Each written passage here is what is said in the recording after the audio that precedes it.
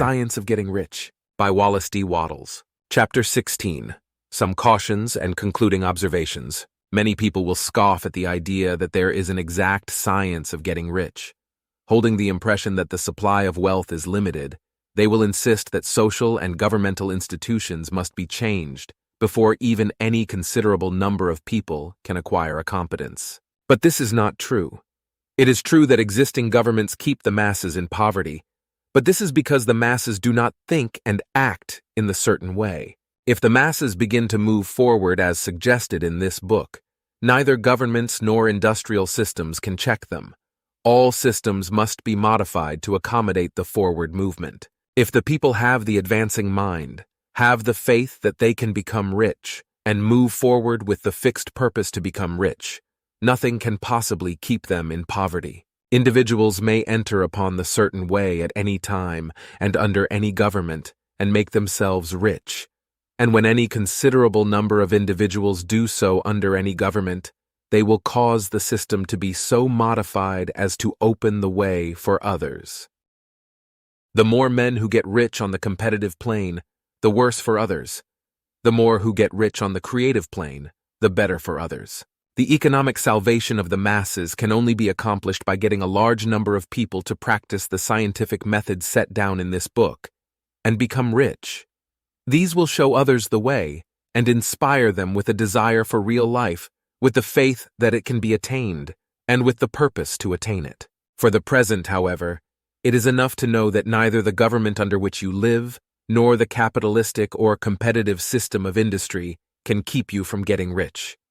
When you enter upon the creative plane of thought, you will rise above all these things and become a citizen of another kingdom. But remember that your thought must be held upon the creative plane. You are never for an instant to be betrayed into regarding the supply as limited, or into acting on the moral level of competition. Whenever you do fall into old ways of thought, correct yourself instantly.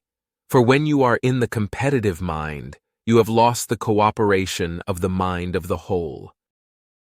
Do not spend any time in planning as to how you will meet possible emergencies in the future, except as the necessary policies may affect your actions today. You are concerned with doing today's work in a perfectly successful manner, and not with emergencies which may arise tomorrow. You can attend to them as they come. Do not concern yourself with questions as to how you shall surmount obstacles which may loom upon your business horizon, unless you can see plainly that your course must be altered today in order to avoid them. No matter how tremendous an obstruction may appear at a distance, you will find that if you go on in the certain way, it will disappear as you approach it, or that a way over, though, or around it will appear. No possible combination of circumstances can defeat a man or woman who is proceeding to get rich along strictly scientific lines. No man or woman who obeys the law can fail to get rich, any more than one can multiply 2 by 2 and fail to get 4. Give no anxious thought to possible disasters, obstacles, panics, or unfavorable combinations of circumstances. It is time enough to meet such things when they present themselves before you in the immediate present, and you will find that every difficulty carries with it the wherewithal for its overcoming. Guard your speech. Never speak of yourself, your affairs, or of anything else in a discouraged or discouraging way. Never admit the possibility of failure, or speak in a way that infers failure as a possibility. Never speak of the times as being hard, or of business conditions as being doubtful. Times may be hard and business doubtful for those who are on the competitive plane, but they can never be so for you. You can create what you want, and you are above fear. When others are having hard times and poor business, you will find your greatest opportunities. Train yourself to think of and to look upon the world as something which is becoming, which is growing, and to regard seeming evil as being only that which is undeveloped. Always speak in terms of advancement. To do otherwise is to deny your faith, and to deny your faith is to lose it. Never allow yourself to feel disappointed. You may expect to have a certain thing at a certain time, and not get it at that time, and this will appear to you like failure. But if you hold to your faith, you will find that the failure is only apparent. Go on in the certain way, and if you do not receive that thing, you will receive something so much better that you will see that the seeming failure was really a great success.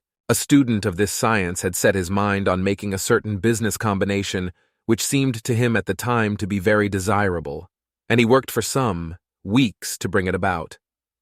When the crucial time came, the thing failed in a perfectly inexplicable way. It was as if some unseen influence had been working secretly against him. He was not disappointed. On the contrary, he thanked God that his desire had been overruled, and went steadily on with a grateful mind.